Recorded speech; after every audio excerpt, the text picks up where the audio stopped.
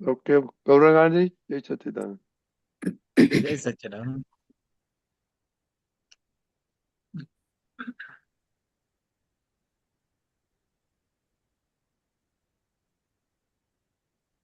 Okay ભારતીબેન. બંધન બંધન રાગે દ્વેષે જગ વિષમય બનતો મન ક્લેશે ચાંડાળો ચાર કસાયો છે આરોપિત ભાવે રસ ખેંચે બંધન બંધન રાગે દ્વેષે ચારેય ગતિમાં દુઃખ બંધી સોનાની સાકળ દેવ ગતિ લોઢાની બેડી મનુષ ગતિ તિર્યંચ નરકવે દન કષ્ટે ક્રંદન ક્રંદન ચંચળ ક્ષેત્રે ઉદગલ બંધે સ્રવ મિશ્રે બંધન બંધન રાગે દ્વેષે પરમાણુ ગુચડા અંતસ્કરણ જે અંદર તેવું બહિરવલણ ચેતન ચે ચોટે પ્રાંત કરમ યાંત્રિક નિશ્ચેતે યાંત્રિક છે વંદન વંદન વિતરાગ વૃત્તિ જગ તન મન ઠરતું અનુદ્વેગે બંધન બંધન રાગે દ્વેષે જગ વિષમય બનતું મન ક્લેશે ચાંડાળો ચાર કસાયો છે આરોપિત ભાવે રસ ખેંચે બંધન બંધન સ્થૂળ દેહથી આત્મા સાવ જુદો મન બુદ્ધિ ચિત્તથી હું જુદો મારું કલ્પ્યું ત્યાં અહમ ઉભો જગ ઊભું થયું મમ તઠે અક્ષય સુખમ આતમ જંખે જ્ઞાની મળતા મોક્ષ જ મહેકે બંધન બંધન રાગે દ્વેષે સ્થૂળ સૂક્ષ્મને કારણ પૂદગલતી તેનાથી મૂળ શુદ્ધ આત્મા ભિન્ન છૂટા કરી શકે સિદ્ધ વૈજ્ઞાનિક રાસાયણ છંટકે મુક્તિ દિશે મુક્તમ મુક્તક નિજ સતસંગે બંધન સગડા અહીંયા તૂટતે સંયમ સંયમ જ્ઞાતા દ્રષ્ટે ચિત્ત શુદ્ધ અબંધ સ્વયં પદે સંયમ સંયમ જ્ઞાતા દ્રષ્ટે ચિત્ત શુદ્ધ અબંધ સ્વયં પદે બંધન બંધન રાગે દ્વેષે જગ વિષમય બનતું મન ક્લેશે ચાંડાળો ચાર કસાયો છે આરોપિત ભાવે રસ ખેંચે બંધન બંધન રાગે દ્વેષે જય સચ્ચિદાનંદ પ્રદીપાનંદ. જય સચિદાનંદ.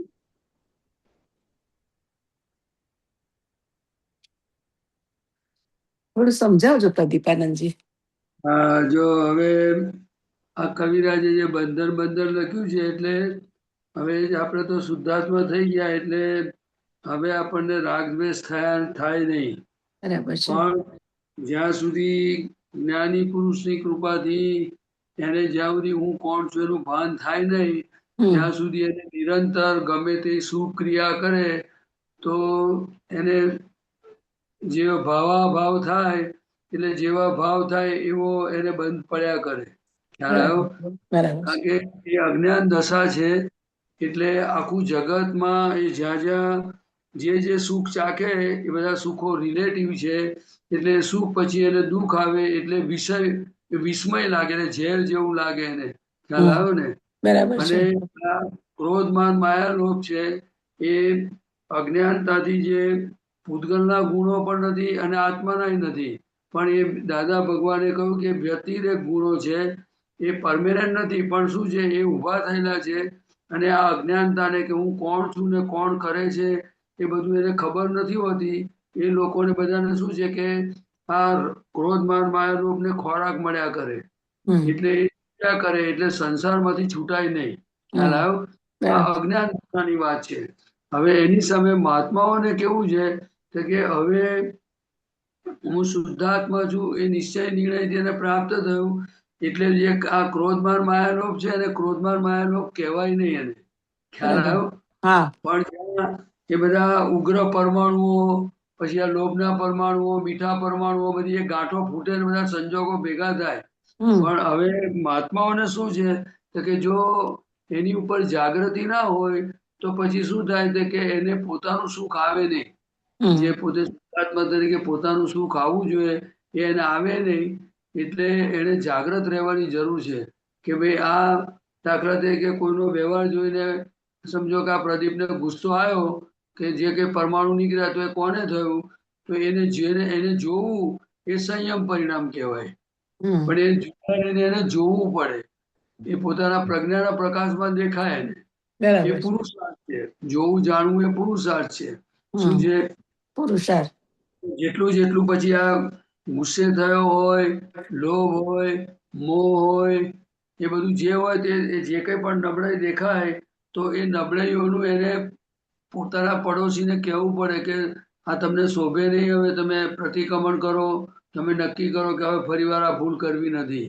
ખ્યાલ પુરુષાર્થનો ભાગ છે. હવે જોવું જાણવું એટલે બધું એમ કે મેં જોયું જાણ્યું એટલે હવે બસ પતી ગયું એવું નથી. આ કારણ કે આપણને કૃપાથી પ્રાપ્ત થયેલું છે. શું છે? જેને પ્રાપ્ત થયું હોય એટલે આપણને એ અનુભવ પૂરેપૂરો છે નહીં.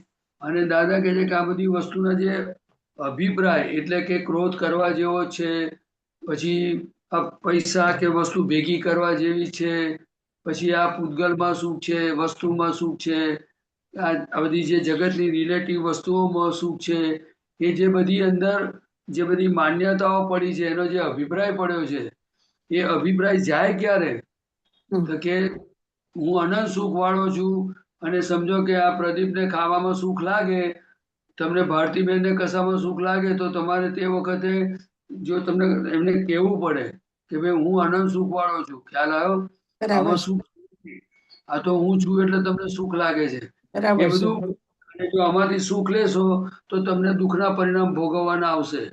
એટલે જ્યારે આ બધા શરીરમાં ખાતી ઘડીએ જે સારી વસ્તુમાંથી સુખ લે છે મહાત્માઓ કે કોઈ પણ વ્યક્તિ તો તે વખતે જાગૃતિ ના રહે એટલે પછી એને બીમારી કે કોઈ કર્મના ઉદય આવે ને ત્યારે એને વેદવું પડે કારણ કે પેલું ભોગવ્યું છે એટલે તે વખતે દુઃખ ભોગવવાનું આવશે અને એ વેદે ત્યાર પછી જ છૂટે.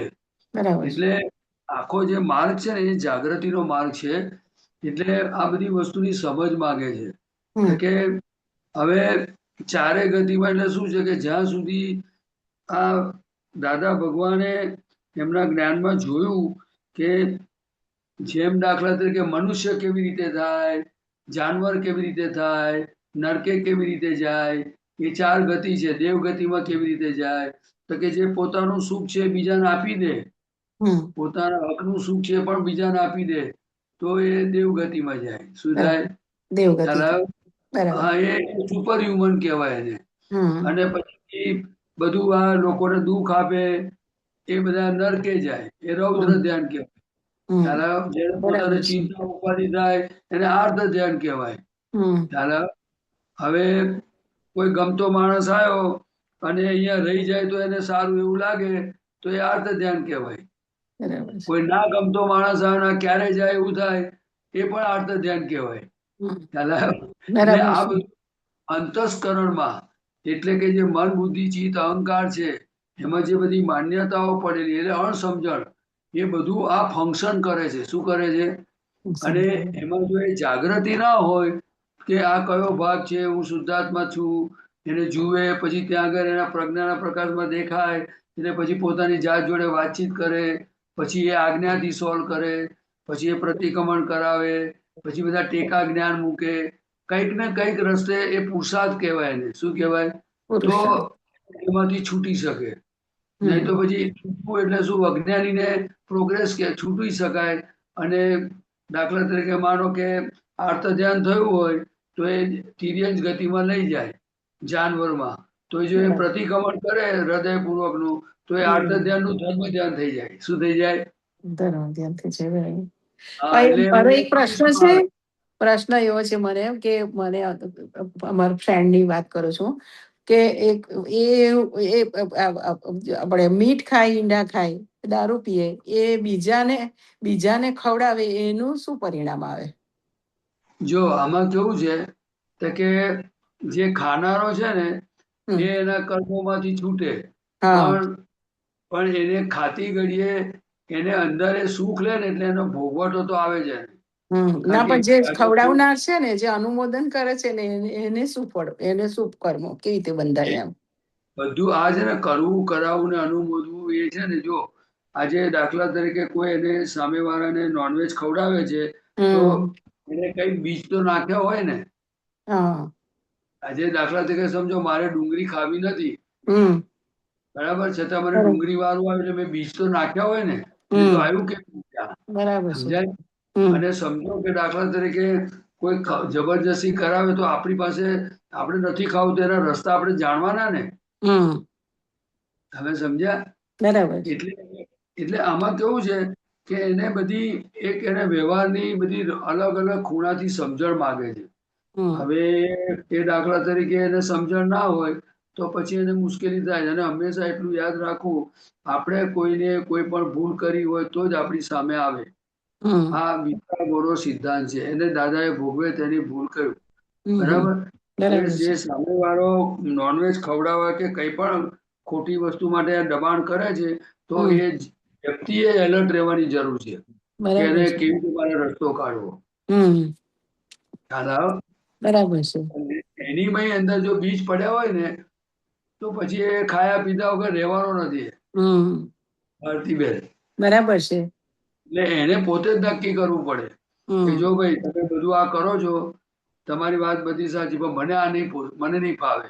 તમે બરાબર છે. ખાઓ, મને તમારે જે કરવું એ કરો, મને દબાણ ના કરશો. એવું આપણી બરાબર. સ્પષ્ટતા કરી શકાય. હમ બરાબર? બરાબર. ના, પણ જે અનુમોદન કરે છે ને કે લે ખા ખા ખા ખા, એમાં કઈ ના થાય, એને કર્મ તો મોટું બંધાય જ ને, નહીં? તો આમાં કેવું છે કે કર્મો તો બધા એકબીજા કર્મોના પોટલું જ છે બધું. હમ પણ કહેવા શું માંગુ છું કે આ રસ્તેથી આપણી અંદર બીજ પડ્યું હોય તો જ આપણને આવું ભેગું થાય. પહેલો પોઈન્ટ. હમ હમ આપણે કંઈ પણ બીજ નાખ્યું ના હોય તો ઉગે નહીં. હમ આજે પરિણામ આપણી આંખ સામે આવ્યું. બરાબર? બરાબર હવે છે. એ પરિણામ વખતે દાદા ભગવાને શું કહ્યું કે તમને જ્યારે પરિણામ આવે તે વખતે તમારે નક્કી કરવું પડે કે મારે કયા રસ્તે જવું છે. હમ મારે આ ખાઈ પીને પછી એને એક્સેપ્ટ કરીને મારે જીવવું છે કે પછી હમ આમાંથી છૂટવું. બરાબર છે. હમ હવે દાખલા તરીકે માનો કોઈ અનુમોદન નથી કરતું, એ હમ પોતે જ ખાય છે, તો હમ પણ એની અંદર એને પોતાના હાથમાં છે કે હમ મારે કયા રસ્તે જવું. બરાબર અને છે. એ વસ્તુ માટે સત્સંગ હમ અથવા તો સારો સંઘ, હમ આ બધાની જરૂર છે એમાં. કારણ કે હમ એને પારિણામિક દ્રષ્ટિ ખબર પડે કે આ ખાવાથી સુખ ભલે લાગે છે પણ એનું પરિણામ શું આવશે એ એને ખબર હોય તો હમ. ધીરે ધીરે ફરાય, બરાબર છે. નહીં તો ના ફરાય. હમ. એ આ વ્યક્તિગત પુરુષાર્થ માંગે છે. શું માંગે છે? વ્યક્તિગત, હા, વ્યક્તિગત. હવે જો હું તમને કહું કે આજે અમે આપતા પુત્ર છીએ, હવે દાખલા તરીકે અમારી સામે ઘણા બધા વ્યવહાર આવતા હોય, આવે હમ. કે ના આવે? બરાબર છે. આવે. હવે હું તમને એક વસ્તુ કહું કે હું પાટ ઉપર બેઠો છું. હવે એક બેન આવીને મને પગે લાગ્યા. તમે મારી વાત સમજ્યા? હા. આ તમે લાઈવ વિડીયોમાં તમને દેખાશે હમ. જો ઉતરતો હશે તો. હવે એ મને પગે લાગ્યા છે ને, એટલે ખરેખર મારે એઝ એ આપતા પુત્ર તરીકે શું છે તો કે તમારે મને દાદા ભગવાને કઈ રીતે કહ્યું છે એ પહેલા પૂછવું જોઈએ કે ભાઈ મને તમારા માટે ભાવ આવ્યો છે તો મારે તમને પગે લાગવું છે, મારે વંદન કરવા છે તો હું કરું કે નહીં? પહેલા એને પરમિશન લેવી જોઈએ. હમ. શું કરવું જોઈએ? બરાબર. અને પછી મને પૂછ્યું છે કે તમે હા પાડો તો મને આવું મારો ભાવ છે તો હું એને રસ્તો બતાવું, પણ સીધા આવીને મારા પગને જ અડી જાય તો મને શું કરવાનું? બરાબર છે. તમે સમજી ગયા હું શું કહું છું? હા, હા, એવી તમારે મારે આપતા પુત્ર હોય કે ના હોય, બધાને આ સમસ્યાઓ આ કળિયુગમાં એવી બધી જાતની પરિસ્થિતિઓ ઊભી થાય છે કે એમાંથી એને પસાર થવું પડે છે. શું થવું પડે છે? પસાર અને થવું. એમાં જાગૃત પોતે જ રહેવું પડે. ભારતીબેન, બરાબર હવે છે. જો હું એક દાખલો આપું કે આજે હું તમારા ઘરે આવ્યું તો તમારે મને વિનય કોને કહેવાય, વિવેક કોને કહેવાય કે પહેલા તમારે મને પૂછવું પડે કે પ્રદીપભાઈ તમે ચા પીશો? બરાબર ભાઈ મારી જોડે બીજા કોઈ આવે, ભાઈ તમે ચા પીશો? શું લેશો તમે? બરાબર છે. ખ્યાલ આવે? પછી હું કહું કે ભાઈ હા હું ચા પીશ પણ મને ખાંડ વગરની આપજો. પેલો કે ભાઈ મને ખાંડ વાળી આપજો. પેલો કે ભાઈ હું ચા પીતો જ નથી. તો તમે એને કહેશો ભાઈ તમને શું આપું તારે? તો કે ઉકાળો બનાવો. તમે હા. મારી વાત કરો. હવે બરાબર. આ વ્યવહારનો વિવેક જે છે એવો વિવેક અત્યારે સત્સંગમાં પણ નથી. હમ. આજે સમજો કે તમે સીધા આવીને પગે જ પડી જાઓ છો. હા. પૂછો તો ખરા કોકને. હવે દાદા ભગવાન કહે છે કે તમે ચોખ્ખા રહો, તમે આ બાબતથી સાવધાન રહો. હવે કરવું શું? બરાબર છે. કરવું શું મારે? બરાબર. અને બોલવું તો કોઈને ગમતું નથી. જો હવે બીજી વાત કહું કે જેમ તમે નોનવેજ ની વાત કરો છો એવી જ તમને વાત કરું કે આજે સિમંદર સ્વામી પ્રત્યક્ષ છે તો એની ભક્તિ કરવાનું શીખવાનું છે કે જેની પાસે આપણે જવાનું છે? તમે મારી વાત એવી રીતે આ નોનવેજ વાળા ભાઈ છે, એમાં જે કોઈ દાખલા તરીકે કોઈને દબાણ કરીને ખવડાવીને એને કહી બી લીધું ચલો ઇટ્સ ઓકે, પણ એને કોક તો માણસ એવો એનો પરિચિત હશે ને કે ભાઈ જે આ બાબતથી એની પાસે એને સાચી સલાહ આપે. બરાબર. હોય જો એની અંદર દાના થશે કે ભાઈ મારે નથી પરણા કરવું પણ મને ગમતું નથી તો કુદરતમાં એને કોક ભેગો થશે અને એને કહેશે ભાઈ આવી રીતે છૂટી જવાનું, તારે આવી રીતે રસ્તો કરવાનો. એટલે છૂટવાના કામીને છૂટવાના રસ્તા મળે, જેને બદલાવું છે એને એવા રસ્તા મળે, પણ છે રિસ્પોન્સિબિલિટી પોતાની. એટલે દાદા ભગવાન you are whole and sole responsible for your self. એટલે આ બધી વસ્તુ બહુ જ સમજવા જેવી છે.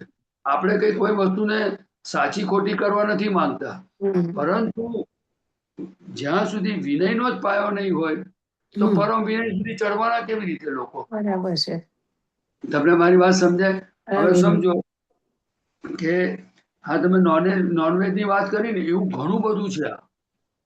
જેમ આજે તમે કહો આ સત્સંગમાં તમને મેં દાખલો કેમ આપ્યો કે નોનવેજ ખાવાથી કે કશું બી કરવાથી તમને એક અવતારનું નુકસાન થશે અથવા તો એક દાડો તમારી તબિયતને ઉપર અસર પડશે, 2-5 વર્ષ પછી રોગ થશે. પણ આ કેટલાક ધર્મના પાયાની અંદર તો કેટલું બધું ડેન્જરસ છે. નરકે જ જવું પડે. નરકે જવું પડે. જ્ઞાન ઉડી જાય. જ્ઞાની જોડે દગો કર્યો કહેવાય, પોતાની જાતને છેતરી કહેવાય. આવા બધા કેટલા કાયદા છે ભારતીય. હવે આ કોઈને કેવી રીતે આપણે બોલવું? મને કહો તો ખરા. સાચી વાત છે. તમને સમજાય? એટલે આ બધી વસ્તુ કેવી છે કે આપણે જ હવે દાદા ભગવાન મળ્યા છે ને તો આપણે જ હવે આપણી જાતને સંભાળી અને આપણે કેવી રીતે નીકળવું ને એવું થઈ ગયું છે. એટલે વ્યવહારમાં આપણે ભાવના ખરી બધાનું કલ્યાણ થાવ, બધાને સુખ શાંતિ થાવ, ખ્યાલ આવ્યો? પણ હવે કુદરત નિમિત્ત બનાવે તો વાત સાચી. બરાબર છે. કઈ સુધારવા બધાને જવાનું નથી શક્ય. સાચી વાત છે. છેલ્લે છે ને આ તો તમને જો મિત્ર હોય ને તમને ઓળખતા હોય તો એમને ખાસ કહેવાનું કે તું દાદા ભગવાનને કે તું જેને માનતા હોય તને શ્રદ્ધા જેની પર હોય ને એને તું પ્રાર્થના કરજે. તો જો તને ના જ ગમતું હોય ખાવાનું ને પીવાનું અને હા તને દબાણ કરતા હોય તારે છૂટવું જ હોય તો તું પ્રાર્થના કરજે કે ભગવાન મને આનાથી છોડાવો. ઓળાવો બરાબર છે. તું હમ જેટલી પ્રાર્થના કરે તારી પ્રાર્થના કામ કરશે. બરાબર કે છે. સાથે કે મારે છૂટવું છે એ એનો છૂટું છે. ઓપિનિયન થઈ ગયો એટલે એને બરાબર છે. કુદરત છૂટવાના સંજોગ ભેગા કરશે. હમ આપણને જે આ જ્ઞાન મળ્યું છે સત્સંગ મળ્યો અબજોની વસ્તીમાં કેવી રીતે મળ્યું? હા આપણે પૂર્વે ભાવ કરેલા. શું પૂર્વે કરેલા? ભાવ પૂર્વે ભાવ આ કરે. અવતારમાં આપણે તપાસ કરીએ તો કોઈ મહાત્માઓએ મારે મોક્ષ જોયું ને આત્મા પ્રાપ્ત કર્યો એવા કેટલા હશે? બરાબર મને છે. કહો તો ખરા. મને જ્ઞાની મળે એવા ભાવ કેટલા જણે કર્યા હશે? તમે નાનપણથી અત્યાર સુધી તપાસ કરી જુઓ. બરાબર છે. આપણને વિચાર આવ્યો જ નથી પણ છતાંય જ્ઞાની પુરુષ ભેગા થયા, છતાંય આપણને જ્ઞાન ભેગું થયું, છતાં સંઘ ભેગો થયો. right. તમને વાત સમજાય છે? એ બરાબર છે. કોઝની ઇફેક્ટ છે. શું છે? કોઝની ઇફેક્ટ છે. દાદા એવી કહેતા હતા રીતે કે હજારો જન્મની પુણ્યનો ચેક વટાવો ત્યારે દાદા ભેગા થાય કે છે એટલે આ બધી વસ્તુ વસ્તુ બધી કોઝની ઇફેક્ટ છે. હવે કોઝની અત્યારે જે કંઈ પણ બની રહ્યું છે બધાનું એ ગયા અવતારનો પૂછ્યા વગરનો માલ છે. બરાબર પણ છે. તમે પૂછ્યા વગરનો માલ હોય એટલે કે પોલું થોડું જ ચલાવે. ના હવે ચાલે. સમજો, હવે તમે સમજો કે મેં પૂછ્યા વગર કોઈ પણ વસ્તુ ખાધી, એક વાત કહું, અને મને બહુ ભાવતી હોય મેં ખાઈ લીધી અને ડાયરિયા થઈ ગયા તો શું દવા નહીં કરવાની? કરવાની ને કરવાની. ખ્યાલ આવે તમને લોકો? એવી રીતે જ્ઞાની પુરુષ દાદા ભગવાન શું કે છે કે અમે તમારું કશું જોવા માંગતા નથી. હમ તમે જે ભરી લાયા છો જે હો તે, પણ તમે આજે તો જાગ્રત રહો. બરાબર. આજે તમારો અભિપ્રાય કેવો હોવો જોઈએ હમ કે આપણે કયા રસ્તે જ્ઞાનમાં આગળ વધીએ, કેવી રીતે આપણું ચારિત્ર સુગંધી વાળું હોવું જોઈએ, કેવું હોવું જોઈએ. સુગંધી જેમ વાળું. દાખલા તરીકે અગરબત્તી છે તો એને જો તમે 2-3 અગરબત્તી એક રૂમમાં સળગાવો તો મોગરો હોય તો આખી રૂમમાં મોગરાની સુગંધી આવે. હમ તો આપણું જીવન દાદા ભગવાનના સત્સંગમાં જઈએ, દાદાને મળીએ, દાદાની વિધિ કરીએ તો દિવસે દિવસે કચરો બધો ચોખ્ખો થતો જાય એવું વિજ્ઞાન છે આપણી પાસે. બરાબર છે. તમે સમજ્યા?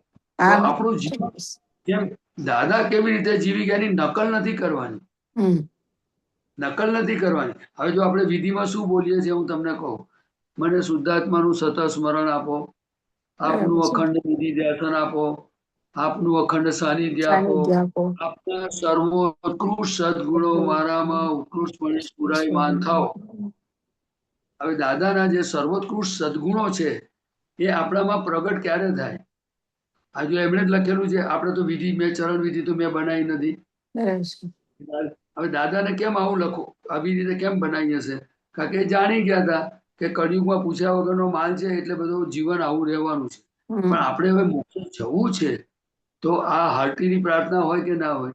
હા હોય હવે છે. દાદાના હવે સદગુણો દાદા બોલ્યા તો ભાઈ સદગુણમાં દાદા કહ્યું કે હું આખી જિંદગી જાણીને છેતરાયો છું. શું કે છે? હું જાણીને આખી જિંદગી જાણીને છેતરાયો છું પણ મેં કોઈને છેતર્યા નથી. હમ તો હવે હવે આ પ્રદીપની પ્રકૃતિમાં કોઈ માલ કોઈને છેતરવાનો હોય, કોઈના રૂપિયા લીધા પછી પાછા જ નહીં આપવાના, હમ એવી પ્રકૃતિમાં માલ પડ્યો હોય તો હમ આ સર્વોત્કૃષ્ટ સદગુણોમાં આવે કે નહીં? પોતાની જાતને પ્રદીપને વળવો પડે કે નહીં? મારે વળવો પડે. પડવું પડે ચોક્કસ. હું તો દાદા ભગવાનની ભક્તિ કરું છું ને મોક્ષ પર લોકોના રૂપિયા લીધા તો આપતો નથી તું. હા મારી વાત સમજાય તમે? સાચી આપણે વાત. પોતાની જાતને તો વળતા શીખવું પડશે ને એક દાડો. શીખવું પડશે નહીં તો રોજ ચોક્કસ. જાય કેવી રીતે? હવે આપણે ચોક્કસ. વળીએ ક્યારે? તો કે હું શુદ્ધાત્મા છું. હમ આ પ્રદીપની ભૂલ છે, મારી ભૂલ નથી, હું તો શુદ્ધ જ છું. પણ બરાબર આ છે. જ્યાં સુધી મન વચન કાયા શુદ્ધ ના થાય ના થાય ત્યાં સુધી. ત્યાં સુધી આપણે કેવી રીતે છૂટીએ? ના. જો દાદા ભગવાનનું પ્યોર પૂતગલ થયું તો હમ ભગવાન પ્રગટ થયા. આ હમ સિમંદર સ્વામીનું આખું પૂતગલ પ્યોર છે તો એ ટોટલી હરિહંત ભગવાન કહેવાય, કેવળ જ્ઞાની કહેવાય. અને 3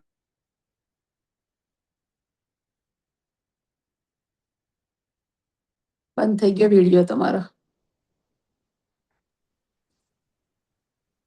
હા એ સિગ્નલ નેટવર્ક નો પ્રોબ્લેમ લાગે છે. Okay okay. હવે આવ્યો? પ્રદીપ હા અને ફરી કેજો ને. હા બોલો. ફરી એક વાક્ય બોલો. શું પ્રદીપ કહ્યું? અને જી હાજી. જરાક વોઇસ ડિસ્કનેક્ટ થઈ ગયો હતો અવાજ, એટલે ફરી જરા કહેજો ને છેલ્લે તમે કહ્યું તે. છેલ્લી લાઈન. શું છેલ્લી લાઈન એટલે શું બધું એટલે કહેવા શું માંગુ હા છું કઈ નહીં. કરો વાંધો નહીં. હા. કે આપણે દાદા ચોખ્ખા થયા 10 લાખ વર્ષ એમણે પુરુષાર્થ કરીને પોતાની નબળાઈઓ કચાશો એમણે જોઈ હશે ને હમ અને એ પોતે ચોખ્ખા થયા ત્યારે બાકડા પર જ્ઞાન પ્રગટ થયું ને સાચી વાત એમને છે. કઈ હિમાલયમાં જવું પડ્યું કુદરતી ના. બન્યું અને આજે કેટલા બધા લોકોને કામ લાગ્યા દાદા હવે આપણે દાદાના મહાત્મા તરીકે ભલે જગતમાં કામ લાગે તારની વાત છે પણ આજે દાદા રાજી થાય એવું તો કરવું પડે ને દાદા કરવું કૃપા ઉતરે દાદાનો રાજીપો મળે અને એ સુગંધ આવી જોઈએ કે આ દાદાનો મહાત્મા છે હમ એવું તો આપણું કંઈક તો થવું જોઈએ ને થવું હવે એ જોઈએ. પુરુષાર્થ ક્યારે કરે તો કે હું શુદ્ધાત્મા છું એટલે હું શુદ્ધ થયો પણ આને વળવું જોઈએ ને પ્રદીપની ભૂલ થાય તો હમ ચોક્કસ. હવે જો પ્રદીપને આપણે વળીએ જ નહીં તો એ ભૂલ જાય કેવી રીતે હવે કે હું જોવું જાણું છું એટલે શું હું જોવું જાણું એટલે શું એવું થોડું ચાલે ના ચાલે. તમને મારી વાત ખ્યાલ આવે હવે સમજો કે આપણા ઘરમાં દાખલા તરીકે કોઈ માણસ આવ્યો અને દાખલા તરીકે ગમે તેમ વર્તન વ્યવહાર કરતો હોય તો તમે એવું કહો હું જોવું જાણું છું ના ટોકવો પડે.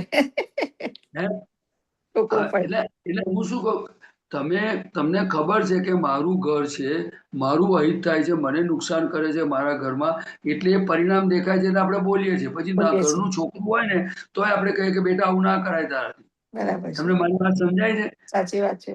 પછી આપણે આ પૂતગલને પડોશીના ઉપરાણા લેવાય કેવી રીતે આપણાથી જરાય નહીં. અને સર્વોત્કૃષ્ટ સદગુણો તો આપણામાં એ ગુણો પ્રગટ ક્યારે થશે હમ એ આપણે હૃદયથી પ્રાર્થના કરીશું તો બરાબર છે. તમને ખ્યાલ આવે અને ખ્યાલ. બીજું શું કે છે કે આમ દાખલા તરીકે પછી પાછા કહે છે કે હે વિશ્વવંદે એવા પ્રગટ શુદ્ધાત્મા સ્વરૂપ પ્રભુ મારા સર્વ પ્રકારના સર્વ દોષોની મને ક્ષમા આપો દયા આપો શાંતિ આપો ક્ષમતા આપો સત્ય આપો ત્યાગ આપો વૈરાગ્ય આપો ખ્યાલ આવ્યો સંસાર ભજવવાના આખી તમે જોજો એનો પેરેગ્રાફ છે હમ સાચી વાત. હવે એટલે એ આલોચના છે એક જાતની આલોચના. કે ભાઈ શંકા કુશંકા કરી હોય વિરાધ ના કરી હોય અપરાધ કર્યા હોય અંતરાયો પાડ્યો તેનું હું ક્ષમા માંગુ છું 6 મહાવ્રતોના ભંગે કરીને મેં જે દોષો કર્યા હોય હવે હું તમને કહું એ વિધિમાં મૂક્યું છે પણ આજે અવકાશ મળે તો સવારથી સાંજ સુધીમાં આપણે શુદ્ધાત્મા થઈને આ પ્રદીપ ભૂલો કરતો હોય તો એને કહેવું તો પડે કે ના કહેવું પડે એવું પડે. ને તો જ્ઞાનની શું કિંમત પુરુષાર્થ કોને કહેવાય જાગૃતિ કોને કહેવાય હવે આપણો તો એટલો સરસ સત્સંગ છે દાદા ભગવાન કે છે ભાઈ 50 વર્ષ તો તમને થઈ ગયા આ એક અવતારી જ્ઞાન છે બરાબર એમાં છે. તમને 50 વર્ષ થઈ ગયા એટલે અડધું જીવન તો તમારું પતી ગયું હમ હવે જે બાકી રહ્યું છે એમાં પૂર્ણાહુતિ કરવાની છે તો કે તમે વાતને તો દાદા તો કહું કેટલું કહું કે લોકોને આ કોને વાત કરું કે ભાઈ તમે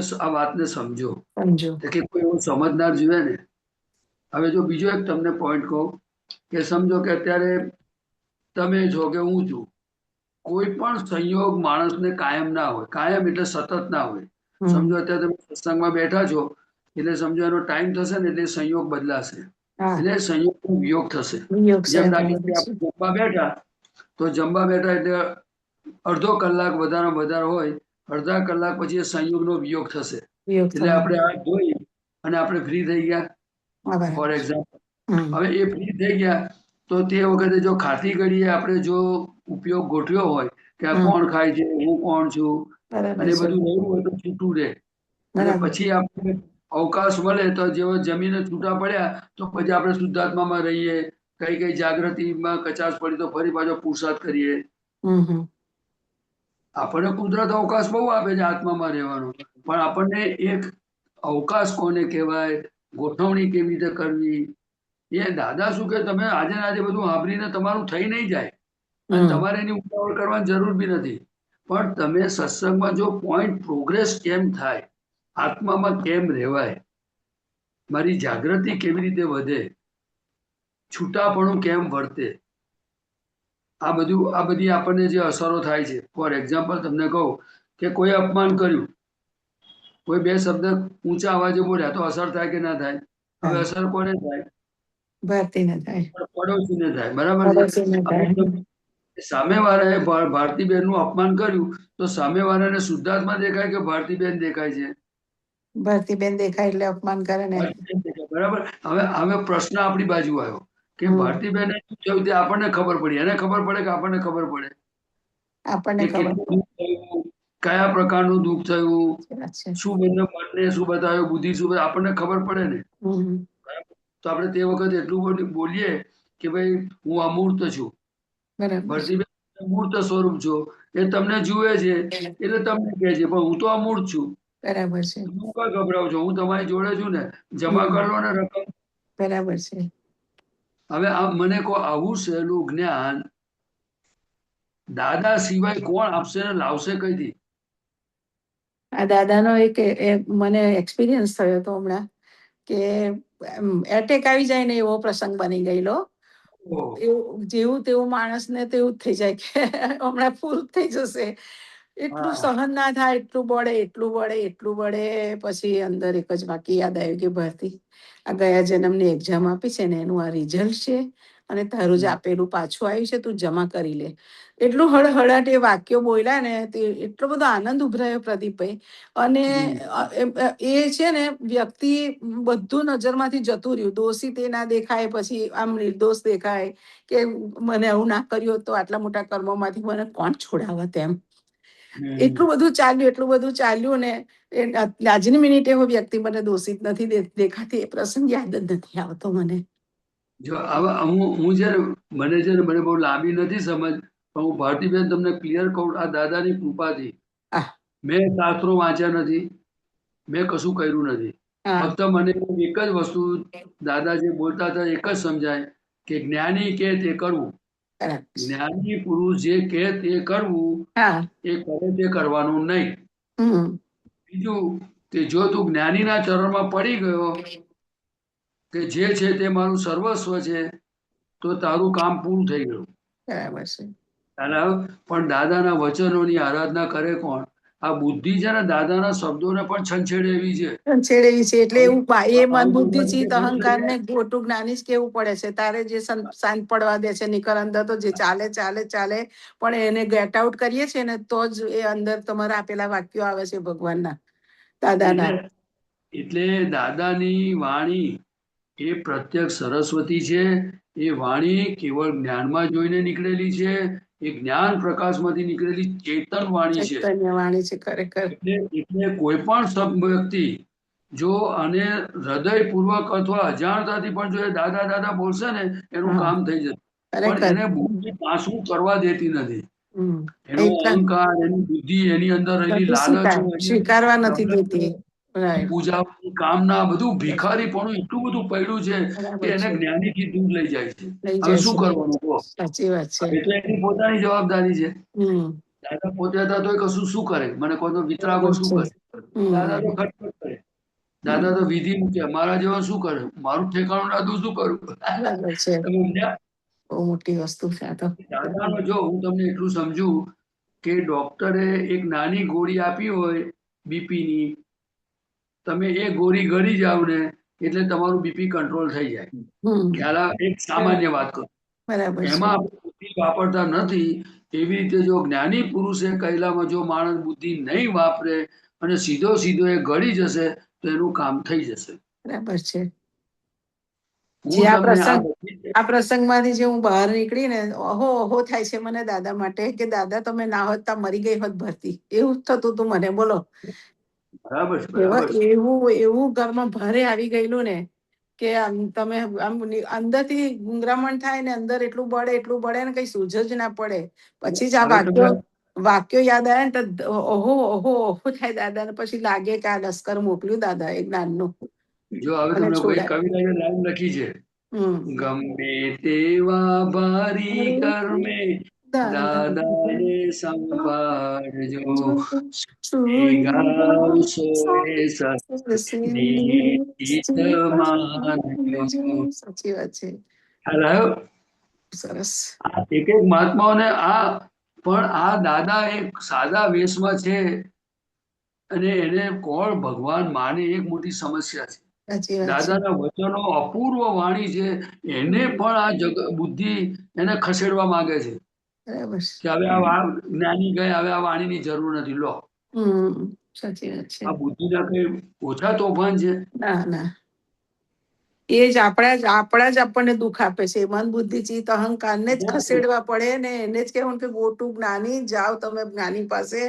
રાત્રે ઊંઘવા પણ ના દે. પેલું ચાલે ને પછી આખરે ગેટ આઉટ કરો છો ને તારે સંત પડે છે. સંત સાચી નથી વાત. પડતું નીકળ. અને બીજું કે આપણને આ જ્ઞાન શું કરવા માંગે છે તો કે ભલે તમે આ ભારતીબેનને કે સમજો કે હું પ્રદીપ મારી પર આવી પડ્યું, પણ છેલ્લે તો એ પૂતગલ ભાગ છે. કયો ભાગ છે? ઉદ્ગલ હું ભાગ છે. શુદ્ધાત્મા છું. હવે બરાબર. અડધી રાતે તમને કશું થયું તો તમને કોણ હાથ દેવા આવે? પણ શુદ્ધાત્મા તરીકે હું છું. તમે દાદાને યાદ કરો ને તો હમ. અડધી રાતે દાદાનું યોગ બળ તમારી પર કામ કરે. તમને બરાબર. દેવ દેવીઓ તમને સહાય કરે. ખ્યાલ બરાબર. આવ્યો? જા. બીજું કોઈ આવે નહીં. હમ. આ તો મારાથી બોલાય નહીં, પણ મારી જે સમજણ છે કહું ના છું. ના બરાબર અને છે. હકીકતમાં આવા એટલે તો લખ્યું છે સર્વદેવ લોકનો રાજીપો જ્ઞાની પર, તેથી જ મહાત્માઓ ફરી શકે નીડર. હા બરાબર ખ્યાલ છે. આવ્યો? એટલે આપણે શું કહેવા માંગે છે કે આપણે ભલે આજ્ઞામાં ઓછું રહેવાતું હોય, આજ્ઞા ના પડાતી હોય, આજ્ઞા ભૂલી જવાતી હોય, પણ તમે દાદા દાદા તો કરો ભાઈ. હમ. દાદા ભાઈ પ્રાર્થના તો કરો, દાદા શક્તિ આપો. દાદા હું મારા આજ્ઞામાં નિશ્ચય તો કરીએ આપણે. બરાબર છે. અને આપણે તો મોક્ષે જનારા કેટલા રિસ્પોન્સિબલ છે એ કોઈને ખબર નથી. આ તો દાદા આપણા સાથે બેઠા છે એટલે આપણને કોઈ ચિંતા નથી. પણ રિસ્પોન્સિબલ એટલે કે સહાયક સંકિત થયું. દ્રષ્ટિવાળા પુરુષોની એટલી મોટી રિસ્પોન્સિબિલિટી છે કે એને ક્યારેય પણ નેગેટિવિટી એટલે સંસારમાં ભટકવા વાળી નબળાઈઓને પોષણ ના અપાય. કારણ કે આપણે નબળાઈઓને પોષણ આપીએ તો આપણું કલ્યાણ નથી થતું, બીજાનું શું થવાનું? તમે મારી વાત સમજ્યા? તમે હમણાં પેલા ભાઈની વાત કરી ને, એક જણ નોનવેજ ખાય છે અને બીજા દબાણ કરે. એ ખાવાથી એનું જ શરીર જયારે એક દાડો લઠ્ઠે પડવાનું છે તો બીજાને ખવડાવતો તો એનું શું થશે? એનું લઠ્ઠે જ પડવાનું ને. કારણ કે એ વસ્તુ છે. ખ્યાલ આવ્યો? એટલે કુસંગ એ કુસંગમાં જ લઈ જાય. એ બધું કુસંગ વાળી વસ્તુ છે ભારતીબેન. એટલે આપણે અવકાશ મળે ને તો નક્કી કરું, દાદા ભગવાનને ખૂબ પ્રાર્થના કરવી કે મારે તો તમારા કયા પ્રમાણે ચાલવું છે, મને શક્તિ આપો. અને તમારા ગમે તેવા બોજા હોય, એક જ વાત કહી દેવાનું, મેં મારો બધો વ્યવહારનો બોજો તમને સોંપું છું. તમારે જે કરવું હોય તે કરો, પણ મને મારા આત્મામાં રહેવું છે. મારે તમારી ભક્તિ કરવી છે. ખ્યાલ આવ્યો? રોજ પ્રાર્થના થઈ જશે. એનું કારણ કે જો એક વસ્તુ છે, કોકને સોંપીએ તો કોક કામ કરે. આપણે તો બધું જાતે જ કરવા જઈએ તો કેમનું થવાનું છે? એક તો ગજુ છે નહીં આપણું, એક તો ટાઈમ છે નહીં, એક તો આપણે ભૂલો સારું ખોટું કેવી રીતે શું કર્યું એ દેખાતું નથી. એના કરતા ભાઈ મૂકો ને જ્ઞાનીના ચરણોમાં. અને દાદા કે કરે છે તમારું મને સોંપી દો. માગતું હોય તો આપી દો ને. એ પૈસા માંગતો હોય બરાબર છે. દાદા જો હું કોઈની પાસે પૈસા માંગુ ને તો ઢગલો પૈસા થઈ જાય કે છે થઈ જાય. પણ કે મેં ક્યારે કે મને ભીખ જ નથી રહી. આ જ્ઞાનીનું કેમ પ્રગટ નથી થયું કે આ લક્ષ્મીની ભીખ, વિષયોની ભીખ, માનની ભીખ, કીર્તિની ભીખ, શિષ્યોની ભીખ, ખ્યાલ આવ્યો? જવાની ભીખ, બધા પ્રકારની ભીખ ગઈ ત્યારે મને આ કુદરતે લાયસન્સ આપ્યું અને જ્ઞાની પદ મને પ્રાપ્ત થયું. હવે તમે મને કહો, હવે દાદામાંથી આ સર્વોત્કૃષ્ટ સદગુણોની વાત છે તો આપણે આવી બધી વસ્તુ જો શીખીએ, ભલે કદાચ નથી તો આપણે શક્તિ તો માગીએ ને કે દાદા મને આવું જ થયું, મને ભિખારી પણ મારું જવું જોઈએ. હવે અનંત ઐશ્વર્ય વાળો હું શુદ્ધાત્મા છું. હું દાદા ભગવાન જેવો શુદ્ધાત્મા. આપણે કયું સુખ બાકી રહ્યું? હું મહાવીર ભગવાન જેવો શુદ્ધાત્મા છું, શ્રીમંદર સ્વામી ભગવાન જેવો શુદ્ધાત્મા છું. પછી બીજા સુખની વાત જ ક્યાં આવે છે આમાં? મારી વાત, આપણે બહાર નથી બોલવાનું, પણ છતાં આ દેહ છે તો દેહને શું છે? કપડાં જોઈએ. આ દેહને શું જોઈએ? ખાવાનું જોઈએ. આ દેહને આરામ જોઈએ. આ દેહને બીમારી હોય તો દવા જોઈએ. બીજું એને શું જોઈએ? મને કહો તો ખરા. બીજી એને શું જરૂર છે? મને કહો. એને તમારે જરૂર હોય તો આજે મહેન્દ્રભાઈ તમારી જોડે છે તો તમારે જોઈતા હોય તો 5-25 રૂપિયા કે તમને ડોલર આપી દે. બરાબર છે. જરૂર હોય તો તમને આપે કે ના આપે? આપે ને, કમ નહીં આપે. હવે તમારે $25 ની જરૂર હોય તો તમારે $500 માંગવાની જરૂર છે? ના. મારી વાત સમજાય છે શું કહું છું? સાચી વાત છે. હું આપણું સીલ શું કરવા વેચીએ અને આપણે ડોલર લીધા હોય કદાચ એમણે આપ્યા હોય અને 25 માંથી 5 વધ્યા ને તો કહેવાનું લો ભાઈ આ 5 વધ્યા છે મારા 20 વપરાય છે 5 રાખો ફરી જયારે જરૂર પડશે તો માગીશ. માગીશ આપણે આટલું પણ વ્યવહારમાં ચોખ્ખા આપણે રહી શકીએ કે નહીં?